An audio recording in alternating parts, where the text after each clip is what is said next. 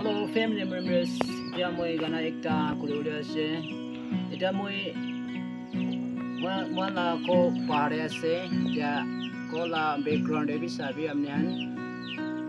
Itu dunia sundu dunia jo ek din de charibo moi han. Itu la gana meaning ase. Moi kurulia la gana do. Ekta gana kuribo.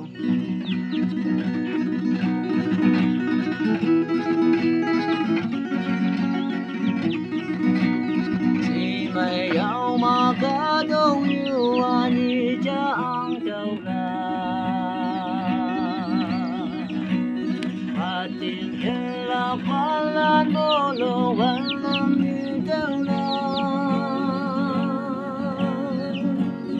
ở tiếng là và lắng nghe vang trong ông trên ngôi ốc là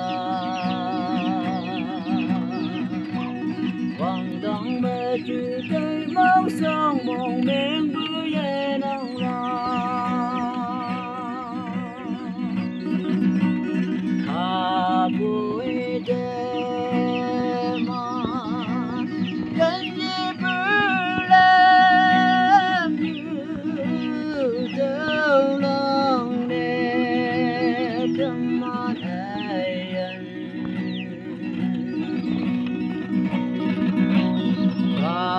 vang qua đêm vẫn hay phải nghe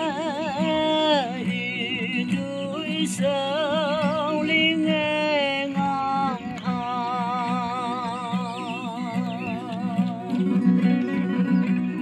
ô Christian ông ấy lại có bóng xếp xí bự trên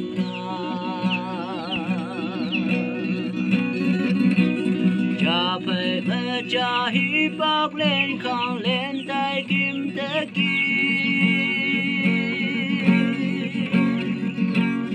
vui tươi sao mà sao bé hoàng nhạc kể dấu bu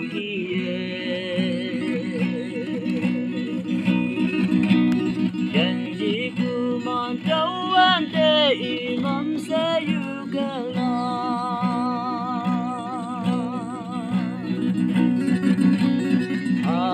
buổi đêm mà dân đi bước lên như đâu lòng nghe tiếng nói ai dân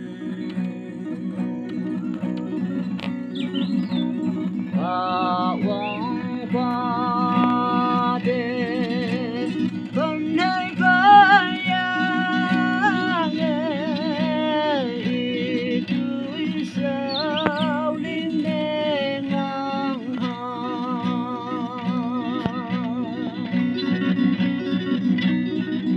don't you that just to you lucky bóng we wanted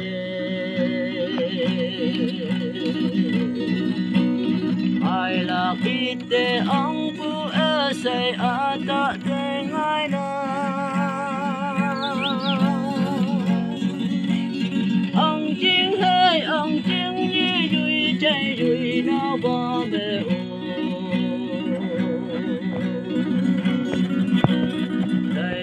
đây vì